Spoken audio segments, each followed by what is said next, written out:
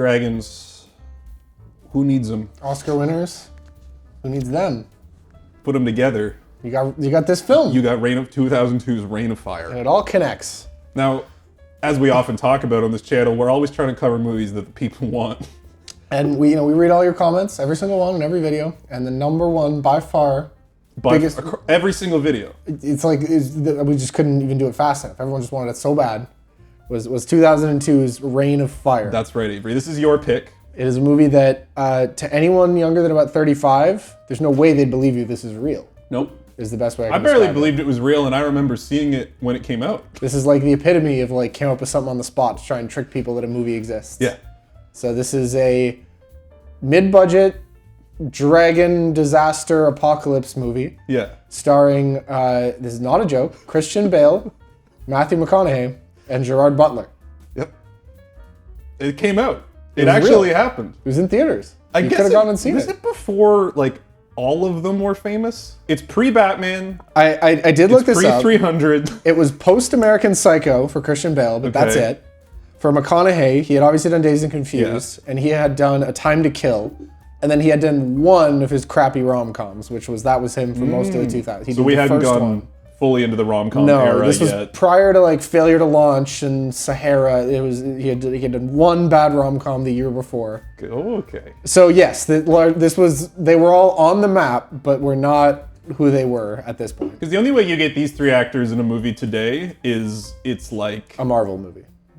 A Marvel movie or the biggest Oscar baity Scorsese epic that's 4.5 hours long. Like, these guys aren't going to make a dragon sci-fi action film for the TV director anymore. Yeah. It's crazy this happened. Now, you picked this, Avery. Explain, what was the thought process? It's been on your list for a while. Why'd we watch Reign of Fire? I just kind of wanted to look under this rock, you know what I mean? Like, I'd heard of this. I saw the DVD at some point in my youth, and I was like, no, that's not real. There's no way. Just the cover, you mean? You never just the cover, and I was like, no, that can't really be Christian Bale and Matthew McConaughey in a movie about dragons, and it was. It really is. And I think that this is, again, largely doing it for all you fine people, because I kind of had a hunch that I wouldn't be this isn't going to be a great watch, and this isn't the kind of thing where like people are that's never happened. Nobody's rediscovered this, right? So it probably wasn't going to be that good. But there's no way there isn't interesting things to talk about. Mm-hmm. And that's what kind of led me to like, all right, this is great for a little program like ours. Let's talk about it. Let's talk about what it did well. Let's talk about what it didn't do so well. And let's find out what the hell's going on with this seemingly fake project from 2002.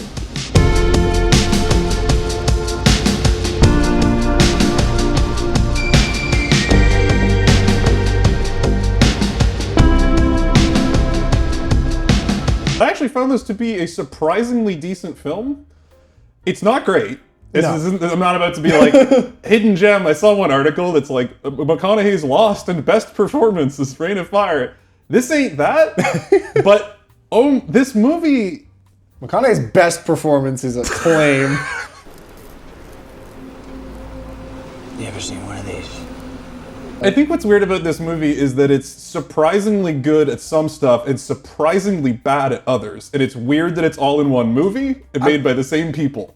Exactly. That's bang on. There's the DNA of like a really good, like a Christopher Nolan film here. Yeah. And it doesn't execute that. But this is closer to that than it is to complete crap schlock. And it tries a lot of things that don't work, but that would have been very high achieving if it had worked. I was going to say it's closer to like a Terminator movie that never happened. Yeah. It's like, you have your premise of a post-apocalyptic dragon film. Yeah. It delivers on that promise pretty damn well. It's actually a unique idea.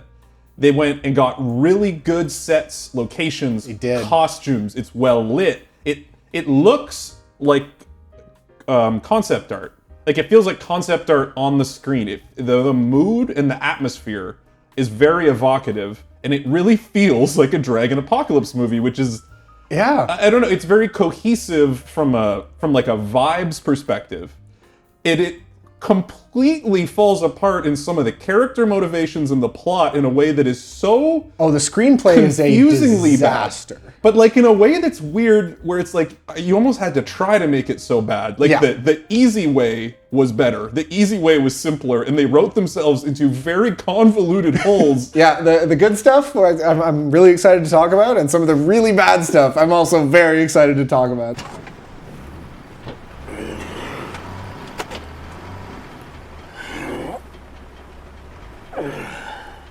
So we start off, so I know almost nothing about this other than dragons and the cast, and right away you get the cast.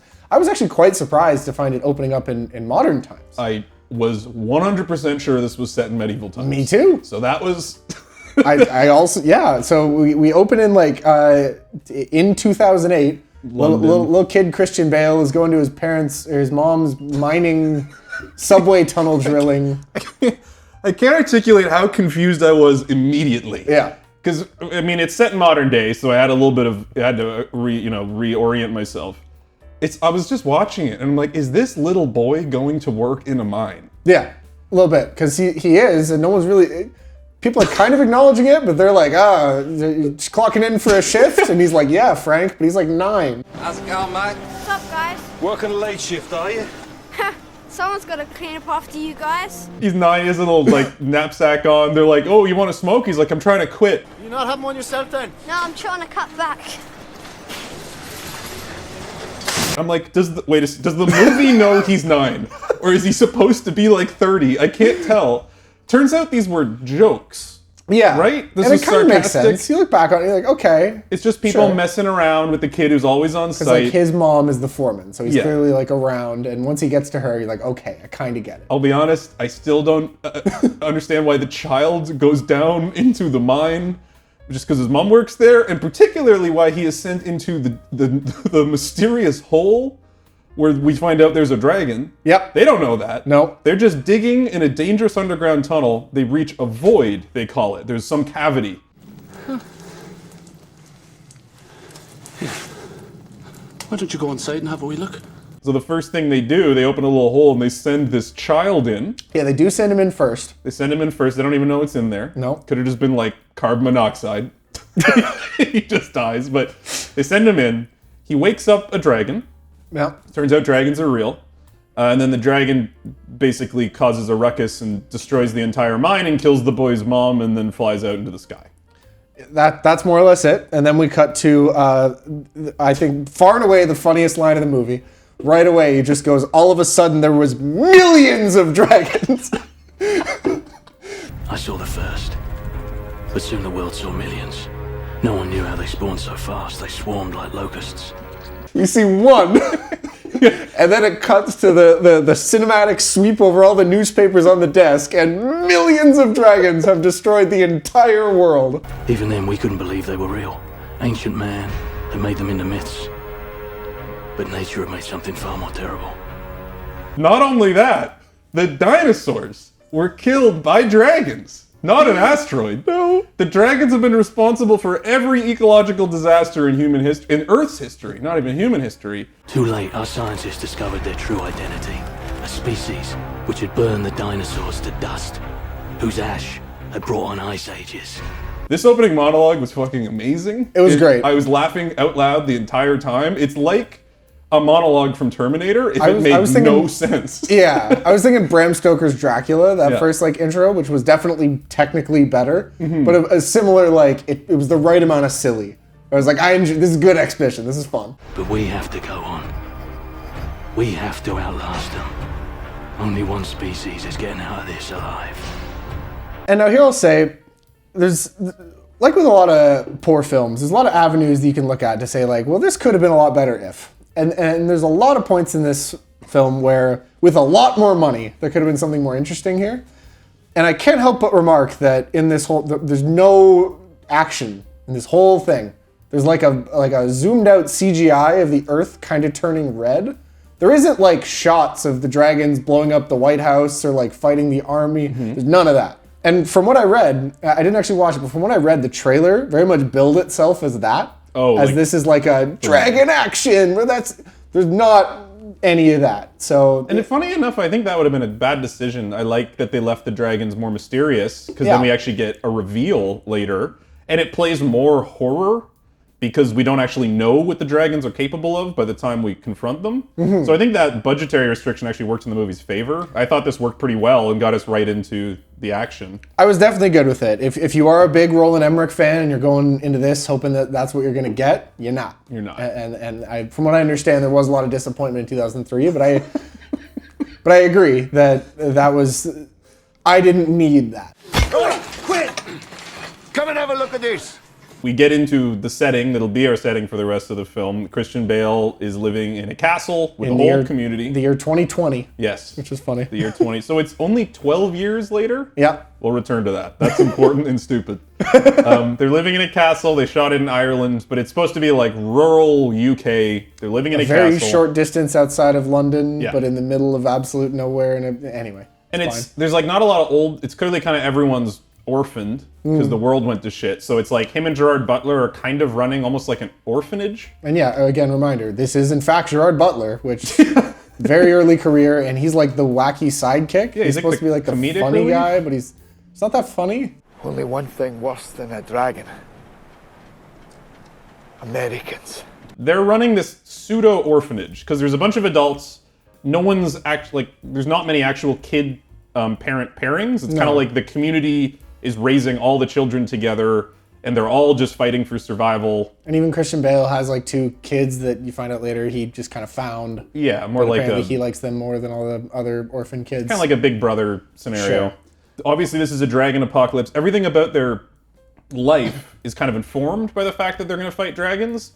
It had a lot more thought put into it than I thought they would. This was very Terminator-y. I didn't really Yeah. make that connection, but since you pointed it out, this scene is very Terminator. Yeah, because they live underground. They Yeah. have sprinkler systems running everywhere because of dragon fire. They have like a prayer they do that's about, it's like a mantra for like, Yeah. we keep our eyes in the sky. It's this whole thing that was kind of fun. What do we do when we wake? Like a religion that has sprung up since the apocalypse 12 years ago. Exactly. Yeah. And then one of the first things we get into is the Star Wars play. This was hilarious. Yeah, it was fantastic. I loved this. I am your father.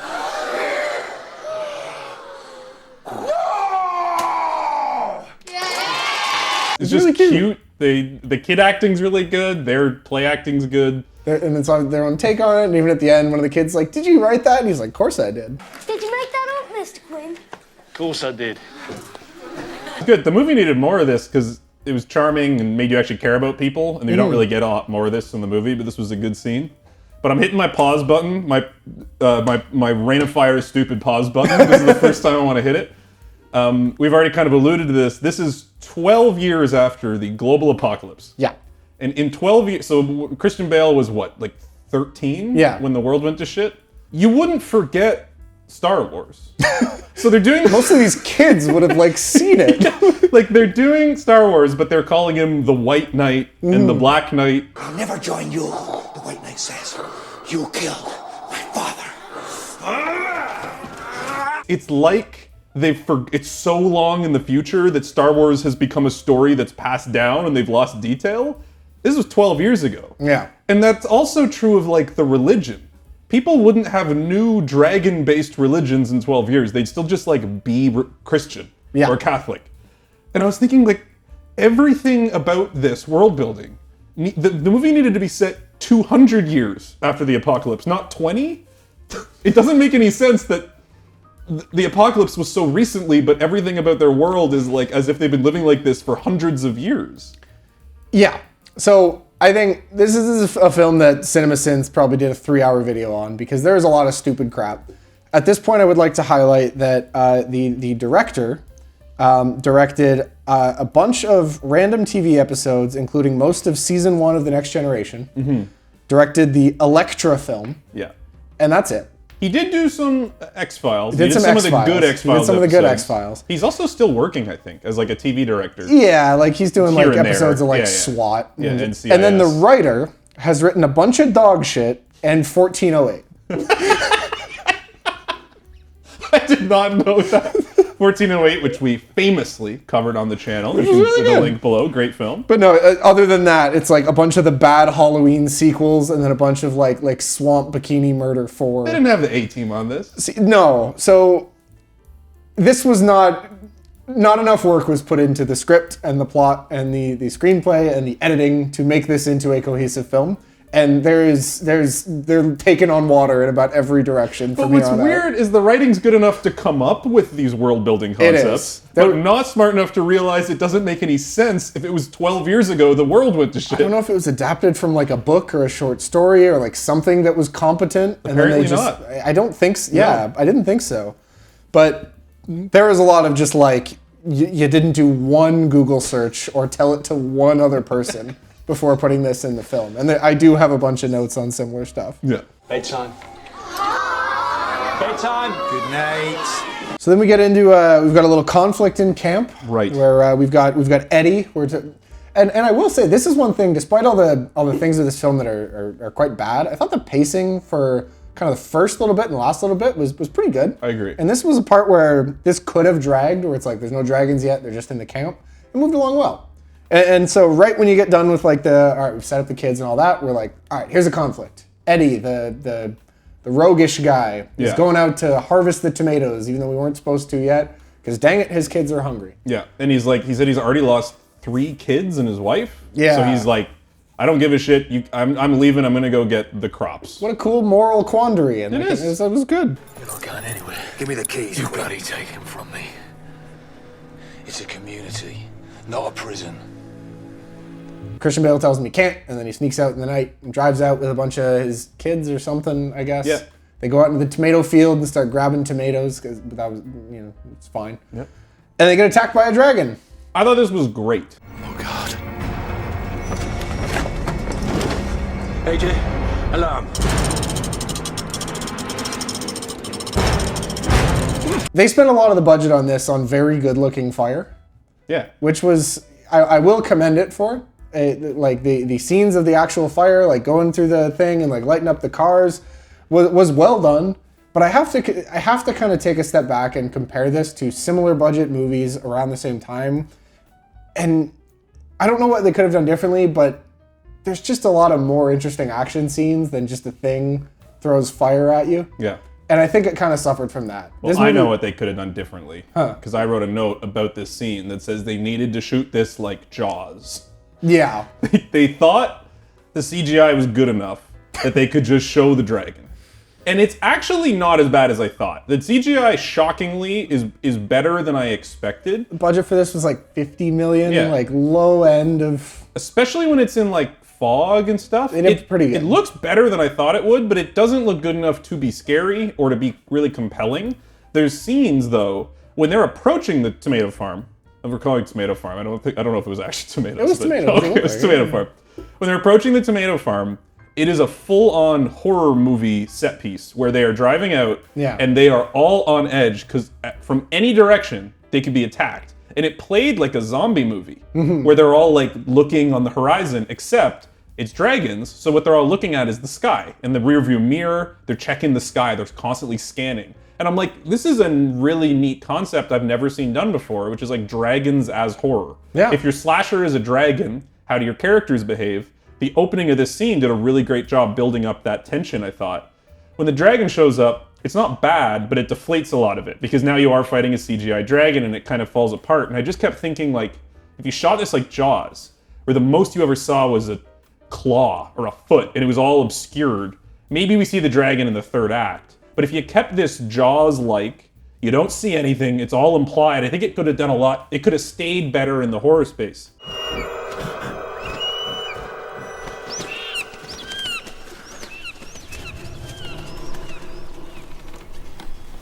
Like there's a shot where the dragon, they don't know it's there yet, and you just see a claw reach over the top of the hill through a rearview mirror. Great, that was so effective. They needed to have it all feel like that, and it kind of doesn't. But yeah, it's fine. I will also say their like main mode of transportation has a turret on it where the guy has to be outside and on top of the vehicle. Yeah. Bad design. Yes. Bad design if you're fighting fire-breathing dragons. Well, then you got the cool space suit, like the oven mitts in the fishbowl, where he's totally safe. And then they don't use that for anything else ever. No. It's like he gets like engulfed in dragon fire like 6 times and is fine, and then no one wears that suit the rest of the movie. He only had one. Got fucked up. So then we get back. Eddie lost a couple of his kids. We get back and we settle down, and then now we get it. Now the real movie starts. Yeah, because we get a line of tanks just rolling up to the castle they're in. And to be clear, they have like old-timey rifles and like some cars, and like horses, and then just the entire National Guard of Kentucky, I think, just rolls up to the castle. And this is where we get Matthew McConaughey. Who's in charge? Well, that'll be you then. His first line, he gets out of his tank, he takes a long look at the castle, and under his breath he says, "What a dump."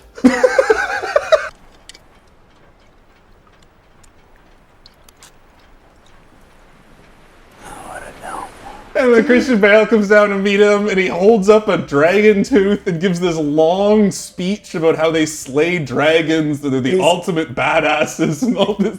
He's playing like the Colonel from Avatar, where he's supposed to be like the macho military like sergeant guy. And it's just, that's not who he is, but just like, he found his way to just such a weird and fascinating character. Yeah, Van Zandt? Van Zandt, his name's like, it's like... Dingus Van Zandt or something, I don't know. Stupidest name. Treaty. Denton Van Zandt.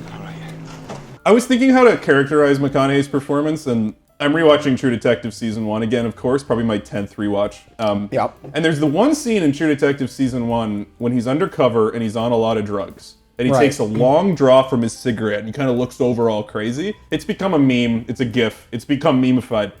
This movie is like if you took that cigarette draw and you made an entire character around the vibe of that look, and he was at that note the whole movie. Are you ready to ride? Because you got about 30 seconds till the bitch is on top of you. Have your little soiree.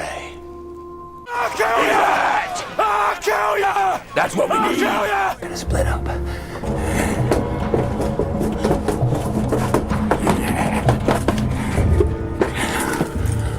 Honestly, yeah, it was fascinating. This is the big draw. Like, if I'm telling someone to go watch this film, it's like, I want you to watch this as a McConaughey demo tape and understand that he'd done nothing up to this point, right?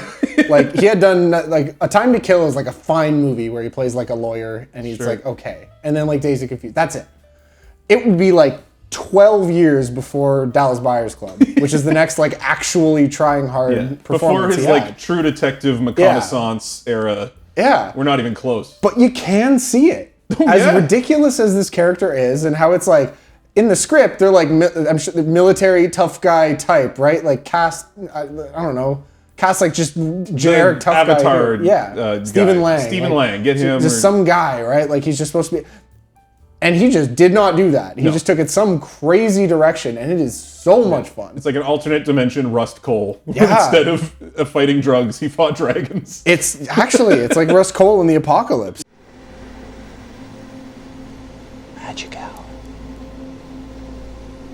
Another thing, when McConaughey shows up, you don't see it at first. You only see the tanks, and then a helicopter rides in. Right, of course. Now, I actually thought, I want to talk about this helicopter, because it was one of my biggest laughs in the movie.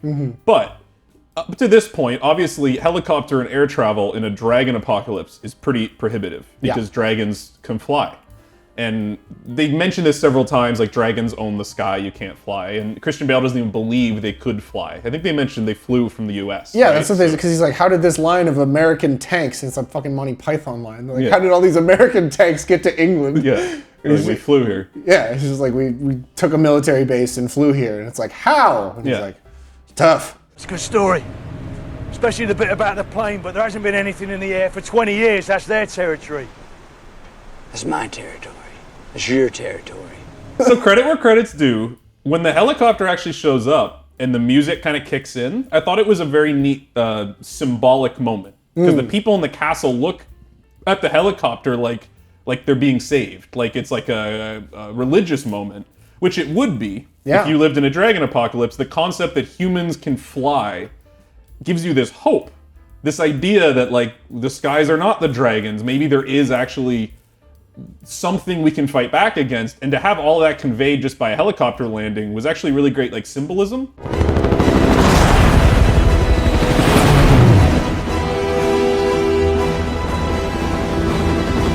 especially something so mundane, something you see in every sci-fi action film, given new meaning was really neat. But again, it's Rain of Fire, so there has to be a shitty flip side. I want to talk about these skydivers. Oh my god. Because this is what we get into next. It's so dumb. So McConaughey shows up. He does a lot of bragging with his little dragon tooth speech about how he's the ultimate badass, how they've killed a bunch of dragons. And I like that Christian Bale and his gang are like, actually, he's a dragon slayer. He's like actually killed them. There's a little bit of that. It's cool. There's a bit of that, but the initial reaction is actually more like, I don't believe you. Yeah. There's no way you killed dragons. There's no way, that doesn't make any sense. And McConaughey lays out how they do it, which is the most convoluted plan you could come up with to kill a dragon. Insane. 3 guys, okay, let's just reset. A helicopter flies up with 4 skydivers in it. At the same time, they send out 3 guys on motorcycles to bike up separate mountains to set up a triangulating device at the top of the mountain so that they can geolocate the dragon in the sky.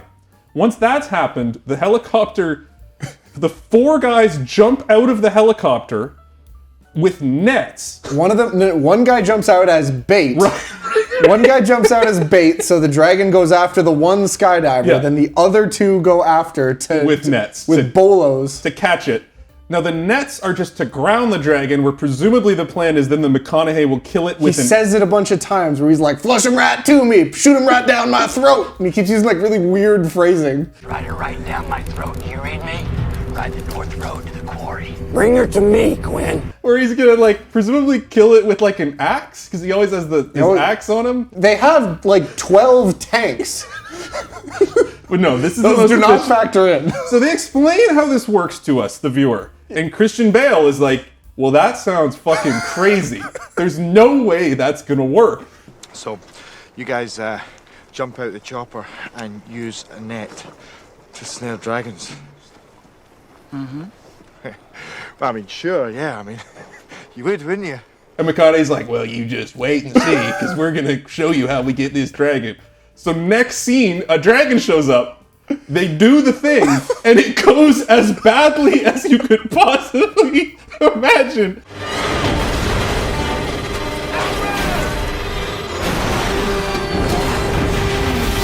One of the motorcyclists immediately dies. His motorcycle explodes. And it's like, it's not like there was an accident. It's just driving through an open plain and the dragon lights it on fire. And then the skydivers get knocked out of the helicopter early and all die.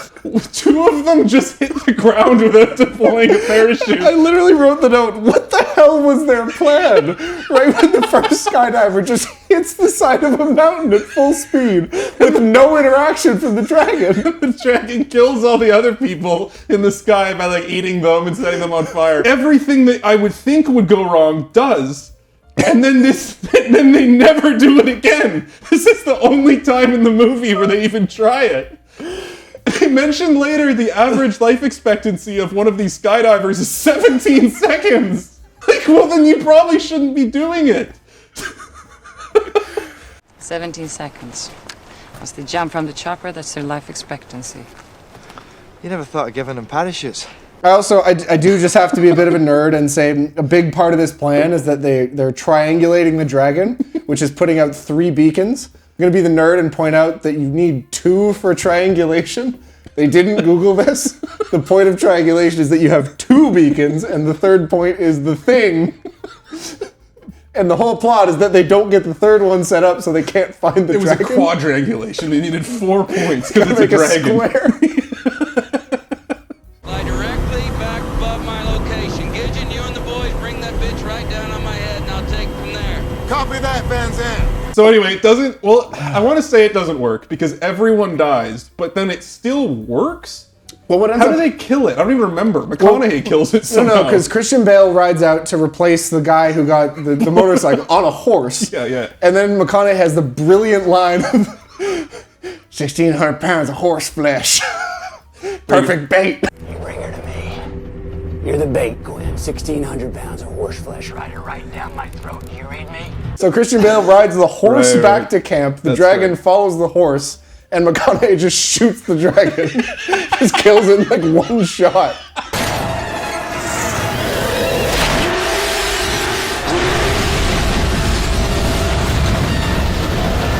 Anyway, that's the skydiving sequence. They do kill it. They get it. Credit, so maybe this all worked. And the comedy doesn't even end there, because we cut from this to like a Matrix scene where Jimi Hendrix is on and everyone's dancing throughout the castle. Oh, yeah. You get about 2 minutes of that, and then we cut to McConaughey chastising everyone for dancing because they lost 5 men in killing this dragon, and there are millions of dragons. And he does this like actively crying. I'm like, it was your fucking idea, Matthew McConaughey. 1 dragon down, 3 men dead. Oh yeah. At that rate, we might just be getting somewhere in about 320 years. And he's really acting his pants off in this stupid scene that makes no sense. It's the teary-eyed McConaughey speech. It's really good, but it's just like, what are you mad about? Personally, you disgust me. I have to also say, when they actually kill the dragon, they like walk up to the body of it, and it looks amazing. Yeah. The dead dragon looks so good. Way better than the alive dragon. I know, and I'm like, God damn, they needed to find a way to use this prop, this dragon dead body. They needed to find a way to film that way more as the like active dragon. Well, if you'll recall, there's a point shortly where McConaughey walks up to the corpse, reaches in and yanks out an egg. And we don't come back to that. That's it. It just does that. I didn't know that was an egg. I thought it was like its heart or something. No, well, I'm pretty sure it was an egg, and then I guess it sort of ties in, because now we get into our another exposition dump. Right. Where we're talking about the biology of the dragons. The epidemiology, as Matthew McConaughey says. Yeah.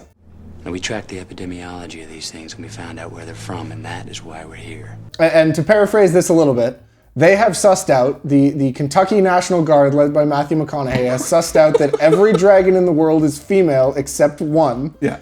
And the one lives in London. Yeah. And if they kill it, there's no more, that's it. Because it can't fertilize. It fertilizes all the eggs in batches of millions. There are millions of dragons. One is a male, it's London, and he's sure. We kill the male. We kill the species. We're going to London. Good luck. And and Christian Bale has seen it. Yeah. It was the dragon he woke up. Let's not forget that important detail that has no bearing on the plot in any way. And the Kentucky National Guard has figured this out and flown 20 tanks from America to go kill this. Well, to be fair, the Swedish helicopter pilot from the Kentucky National Guard figured this out. It was her idea. Okay? It's your idea to come to London. Yeah, I thought I'd be at 3,500 feet. I thought I'd have over 200 men with me right now. Then we get into we're wrapping up in the camp where we're talking about the mission. Christian Bale's very anti the mission. Matthew McConaughey says we gotta. Well, he really wants to recruit him because he's like, you're a good soldier. Yeah. I need good soldiers. And he's trying to get him to come. He's like, well, I'm not going to shoot the third act of this movie without Christian Bale. That's what he says. That's his dialogue. Exactly. and Christian Bale is very anti. Christian Bale's main reason for not wanting to go to London is because it's the place his mom died. Yeah. And he has trauma about that. Right. What happened there? My mother was working on a railway tunnel. Project engineer, she died there, okay? This trauma is so fucking stupid. Everyone's mom was killed by a dragon. There's like 100 people in the world now. This doesn't matter. You have to, it's not like about that. We get a couple of just great little scenes. First of all, they just fight. Can you pass me my phone, please, there? I have a note of trivia about the fight that is really important, but please go on about the fight. Yeah, so I don't even remember. I think it's when McConaughey just declares that he's instituting a draft. Yes. And it's just going to be kidnapping the 6 strongest men. The 8 strongest guys and put them in the tank. The volunteer section of this campaign's now over. It's time for the draft. Tito, Meade, get the 6 strongest men they have and load them up. Right. And so him and Christian Bale just start like wailing on each other, and everyone's just along for it. I don't know. I like to believe this was a McConaughey choice and not something that the director gave him. That when he's fighting or pretty much doing anything, he like hisses and growls like a dragon.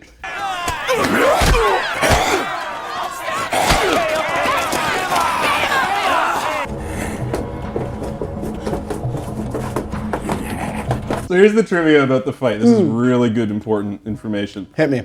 This is somehow both it's like the most Christian Bale and McConaughey fact I've ever heard. Right. Christian Bale originally planned to be really skinny and scrawny for the film, figuring that in a post-apocalyptic landscape, food wouldn't be readily available, so most people would lose dramatic amounts of body weight.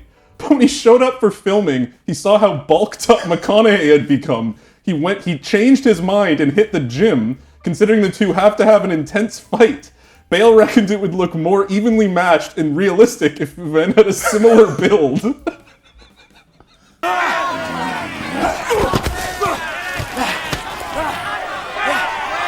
I think it is it's such a great fact because this is really what I get out of this film so much is just like the difference between these two actors. Watching these two like Mount Rushmore actors. These are like two of the 10 best actors of the 20th century, or the 21st century, like for sure. Watching them both and their approach to this just dog shit movie, it's so funny because it's so different. Yeah. Christian Bale is really trying so hard to just like embody this character. Yeah. Like I believe that he treated this like Viggo treated Aragorn. I believe he like slept in his clothes. Yeah. He like hung out with orphans to like get in the mindset. And the movie is not good enough to deserve that. No. And it just ends up him kind of getting lost. Like he has these scenes where he's giving dialogue and it's great. And then you're just like, it's so stupid, and the scene doesn't make any sense, that it just falls. McConaughey rolls in with his shirt off and starts fighting people and growling. It's like he gets what movie this is. Like, and it's just a really funny dichotomy to watch the two of them. Go to London! Christian Bale has his adoptive son guy, Jared. Yeah. This kid who he took in, and the kid really wants to go be a skydiver. He saw how well it went, I guess. Because the script says so. And Christian Bale's like, well, I don't know if that's a good idea because they only live for 17 seconds. And also don't achieve anything. It doesn't work. But he's like, no, I want to go be a hero. I'm going to go with Matthew McConaughey to London and be a skydiver. So he's like, fine, go. This is normally the part of the film where then like 30 minutes later, this kid comes back. We have some kind of reuniting. The next scene in the movie is Christian Bale going back to the tomato farm, and Jared has come back and decided he's not going to go be a skydiver. And then it's over. That's it. That's the subplot wrapped up. There's nothing in between it. There's no conversation. It's literally back-to-back scenes. It's like watching... That's so dumb. That's so funny. I didn't even clock that. I didn't even clock that. And it's not only that, but like Christian Bale is acting in this scene, and this kid is a disaster. And you can see him trying. Christian Bale is like really trying to be like, you're my son. And the kid's like, no, I want to go jump out of a helicopter. He's like, well, you're a man now, and that's your choice. And and it's just so surreal to watch Christian Bale do this. Goodbye, Jared. You look after yourself.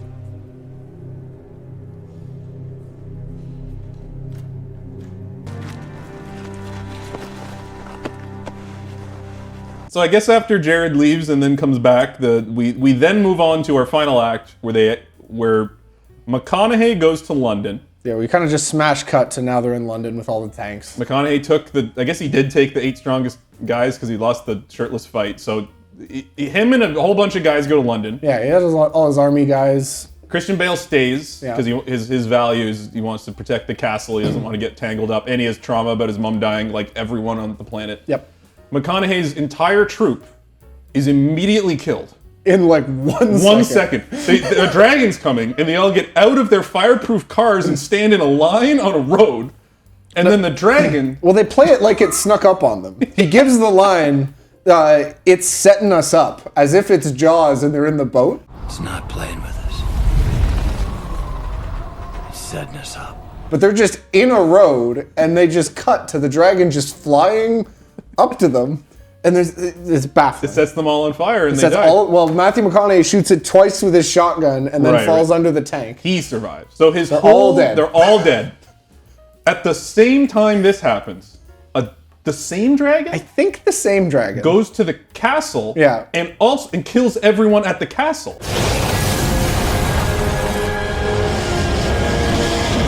I did think it was a dream sequence. I'm like, surely they haven't just killed all characters in both plots. No, they did. They did. They didn't kill all the kids. No, they or didn't Gerard Butler. They made. Well, he does. That's a little later that Gerard Butler dies. I don't even know. Die? Yeah.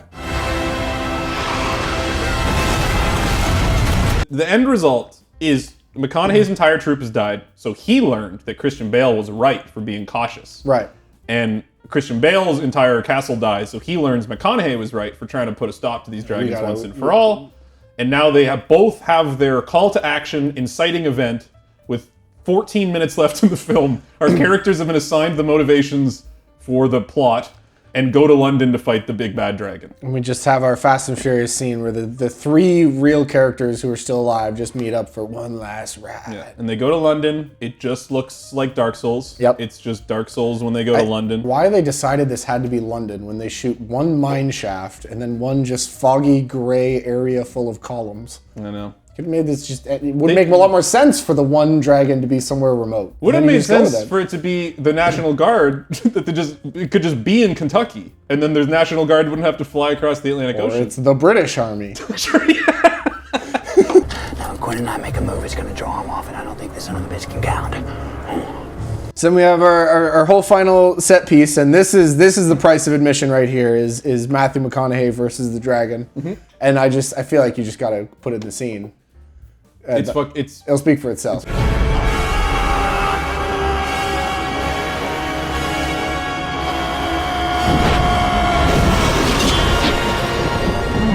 And then it cuts to Christian Bale back at the castle.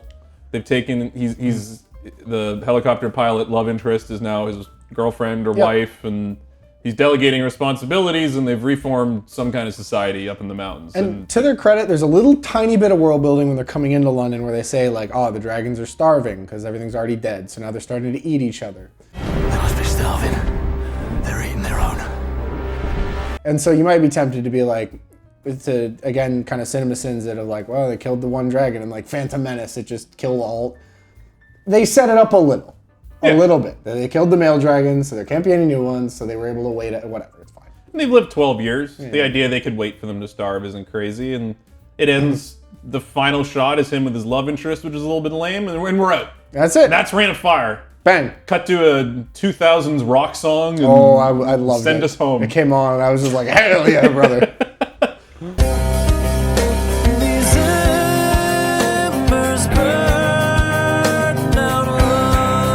Something I've been kind of putting off the whole movie that I really want to talk about. I guess a little segment, if you will. Yeah, hit me up. How do we rewrite Rain of Fire to make it make sense? I think there are a few avenues to making like a movie that would stand the test of time. I have two major changes. One is a rewrite, and one is just a stylistic thing.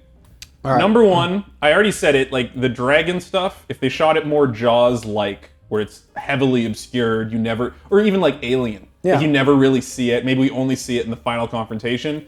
And they played up the horror. They made it feel more like that first tomato scene. I think that could have worked. It's logistically challenging, but like a good director could do it. I mean, the idea of a dragon, it's not like it's different than a xenomorph in ways that makes that hard, but you could. That's not my idea for a change, though, because let's assume they do it the way they did it. If they want to show the dragon, they needed to make the dragon more visually unique. Right. Because this looks like the stock dragon effect from a plugin you'd have in 2000. Which it almost certainly was. Yeah. And it just makes the dragon so not scary and so unmemorable. And if you're going to do this, I kind of get it. They're already doing a genre twist where they're like, it's modern day with tanks and guns, but there's dragons. So you kind of want the dragons to be vanilla because everything else is already contrasting it. Maybe that's the idea. But I think if you made these dragons really visually distinct, like they don't look like a dragon you've seen before. Maybe they're like fat, or maybe they're like huge, like way bigger than you've ever seen. I think that would give you this added angle where people wouldn't just be like, it's the Matthew McConaughey dragon movie. It's like, oh, it's that movie with the scary dragons. Like something else. It needed a xenomorph level art design on Rain of Fire. Now they're not going to get Geiger to do concept art for this, but I'm just saying they needed something that was stuck in your mind as like, oh, that dragon was cool. Yeah. Because they're so boring. They just look like ink art. Like they don't look like scary in any way. So that's like Aragon. Yeah, that annoyed me because it's an easy fix, and I wish they did that. Well, it's a good point, and it's if you think of like, what do you get out of these like a lot of these similar quality, similar budget movies? I mean, we brought up Van Helsing a few times. You got Resident Evil, right? You got like I don't know. There's a few Underworld, right? a lot of what you actually got, what audiences were getting out of that is the monster, right? It's like the Resident Evil, you got that hallway laser scene, and Underworld, you got like the werewolves and the vampires, and like there's some decent CGI to that, right? That's not how you get this to an Oscar movie, is by having a more fun monster, but it's how it's generally the thing about movies like this. Yeah, it's how you make it memorable. It's how you make kids want to watch it. Exactly, and this just didn't do that. It was just like it's this weird gap where like they decided to go with dragons because like, we all know what it is. We all know what a dragon is. We've all seen a dragon, and so they were going to focus on other stuff that didn't work. Like that kind of needed to be the focus of the film. It's a movie about dragons. They spent too much time on specifically hunting the dragons and figuring out the dragons for the dragons to not be interesting. Yeah. Or make the dragons intelligent. That would have been a really cool... Like, the dragons needed to have a little more pizzazz. I think they thought the dragons were cool enough just because they're dragons. Mm-hmm. And maybe they were in 2002. I don't think so. They weren't. But especially in 2025, the dragons needed some more mustard on them. Put your mustard on the dragons.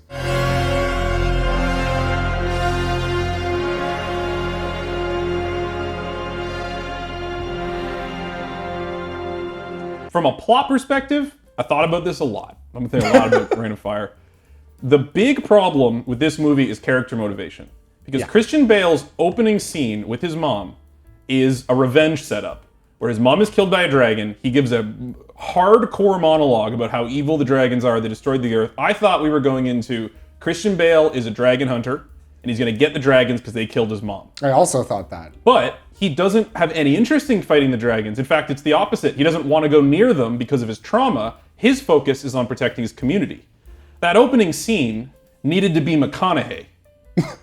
You open with the guy who will become the dragon hunter, and then we cut to Christian Bale, a character we haven't been with yet. His values are community. His values are, I'm not here to fight dragons. I'm just trying to protect the herd, protect my group.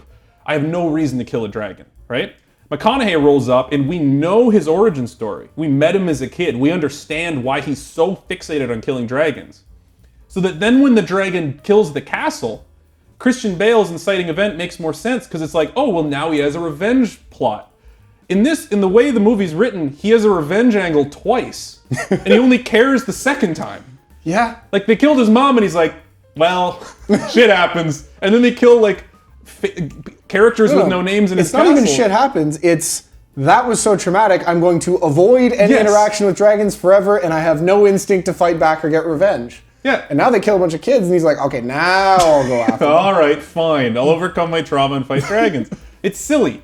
Have all the revenge stuff be in McConaughey, and then you give Christian Bale his revenge plot later in the film, and then they are aligned. Yeah. It's such an easy... It's crazy to me it wasn't that way from the get-go. Yeah. I don't understand why the movie opened the way it did. And this ties into the whole, why is this 12 years after the apocalypse and not 200 years? I think the whole movie just makes more sense if the opening is not in modern day. If really just needed starts. The first scene should have been the monologue.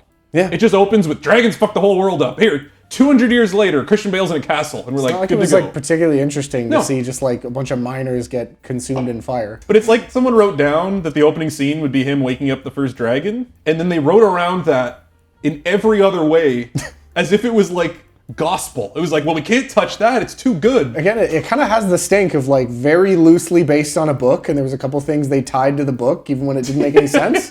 That isn't what happened, but it's what it feels like. 1,600 pounds of horse flesh right down my throat. Do you read me? For me, like, I think that this, I had heard, I mentioned before, I'd heard that this was largely mismarketed. That this was like Roland Emmerich, except instead of fighting gravity or the moon, they're fighting dragons. And it isn't that. There's like the dragon action is like, there's like 15 minutes of it. It's okay. This really ultimately, I think Terminator is a great one. Mad Max. A great comparison. Yeah, where it is characters, right? It is a character movie. Another one that I thought of a lot is the Clive Owen King Arthur. Sure. That was a very similar era, and that was another one where it's the good part of the movie is the character relationships. It's good actors interacting, and then like some action happens. It's fine, but it's to just set up these interpersonal relationships. And so even with the caliber of actor they had, it just like fumbles so many attempts at like real emotional payoffs and like meaningful relationships between these characters. McConaughey and like Christian Bale, they really are trying. Yeah. They really are. And one of the notes I had down here is that we've learned from this that Matthew McConaughey can overcome a terrible script Christian Bale can't.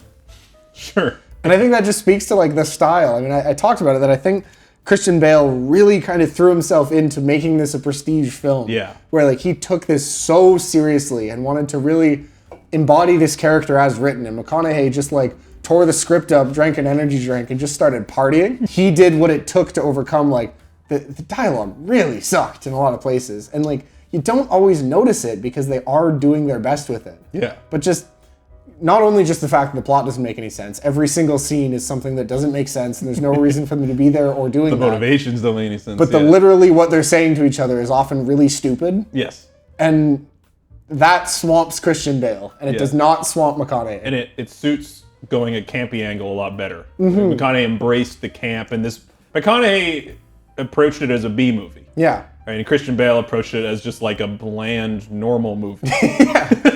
We can do this easy, or we can do it real easy. Well, it's that time of the evening where we're going to score Reign of Fire. I picked it, so you go first. I go first. I don't know if this is too high. Critically, I'm going to give Reign of Fire a B-. All right. I think this is a serviceable film that has a bunch of weird missteps, which is why it's a B-. Right. But the reality is it's also like weirdly competent in a bunch of stuff we didn't talk about a lot in the deep dive. I mentioned it at the beginning, but like the production of this, it looks good. There's some cool camera work. It's a good looking movie. It's a relatively expensive looking movie outside of like some of the kind of weird CGI stuff. It looks good. It's got a real sense of like place and mood. And if you want to watch a Dragon Apocalypse movie, this is kind of it. And then there's just some nonsense plot, character motivation shit. The writing is kind of all over the place. But I just couldn't bring this down to a C. I think it's just too competent and it's too fine. So I'm going to give it a B-. And personally, I'm going to give it a B because I actually had a really good time watching this. I even considered my personal going higher, toying with a B+. I think it's higher if you watch it with a group. This is a reasonable group watch. It wouldn't be like It's not a 10. It's not a 10. It's not a Night of the Demons. It's not Night of the Demons. If this came on TV, I would keep it on in the background. Yeah, that's my personal review. So personally, I'll give it a B. I'm in a similar ballpark here. I did bump it down to a C+. I think that enough of it was. I think I just stormed off the set. I think there are a lot of movies in this category that I would put a lot of these like 2000s, like fine, you had it on DVD, you got it from Rogers Video, that I would put it a B+, and I think this is kind of worse than all them, which is kind of what got me down there. One thing that I also didn't bring up, this kind of wanted a good score, and it did not have one. Bad score. Yeah, real bad. There was like barely any. It's just a bombastic cookie cutter score. Yeah. I was very disappointed. With a memorable score, that could have juiced this up a little bit. But I put it at a C+. Like, I just think if I show this to like my dad, someone who doesn't care that this is who this is and the story behind it, they're gonna be like, that movie didn't make any sense and there was no werewolves.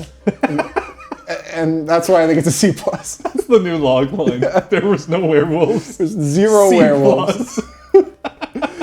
So that's why I bumped it down to that. Personally, I also gave it a B. I think that's a fair range of it. This is a very interesting little time capsule and a little sliding doors moment of like McConaughey and Bale both had just sort of done one or two pretty good projects. They were just trying to find their path to winning Oscars, and this was wasn't it? I think this was just firmly an actors for hire. Like they didn't know they could have an Oscar yet. They were just still working, you know? You don't get a lot of these. You don't get a lot of these. I do think another point I just kind of wanted to like raise was just that like we always talk about how Brad Pitt is like a character actor who is horribly miscast as like a handsome leading man a lot of the time. And I think you kind of get this with McConaughey a little bit. He's so much fun in this, and like all his good stuff is him as a character actor, and then him as handsome leading man was the entire 2000s, and it sucked. Yeah. So put him in crazy American guy roles. Yeah, and he like really they just does well, including Dallas Buyers Club. Yeah, because that's another like deeply specific American role. Exactly, taking it seriously. And Mud and True Detective, and even Interstellar was like very much rooted in that like South U.S. history that he has. They figured out what to do with him, and maybe if they cast him in 12 Monkeys, they would have figured that out 10 years earlier. Like, who knows? But anyway, personally a B, just because it was really interesting to dissect, and I enjoyed a lot of the parts of it, and it does cross over into the so bad it's funny in some of the good ways. And then the good stuff, like there's very little in the boring in between. No, there's not. There's stuff that's actually good, and there's stuff that's funny. Yeah. And there really isn't much that's just bland. That's right. I was thinking, this is like mediocre lightning in a bottle. Yeah.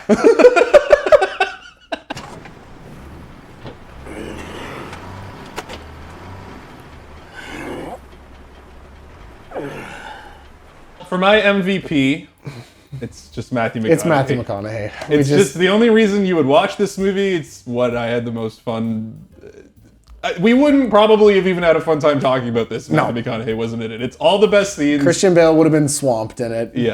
with bad actors around him, and it wasn't well directed. It wasn't well written. I'm going to say it was competently directed. There's nothing in the direction that I'm like, this is bad. It wasn't MVP level directed. It was not MVP level. There was a couple of good shots, but there was not an MVP cinematographer either. No. It's Matthew McConaughey. It's Matthew McConaughey. And I think I've never been more confident that we'd both have the same one. Yeah. Because he's just fantastic in this movie. He's so much fun. I honestly, this might be the movie I'm most excited to pull clips for. Yeah. Because there's a lot of good clips. Many fucking crazy scenes that he's in.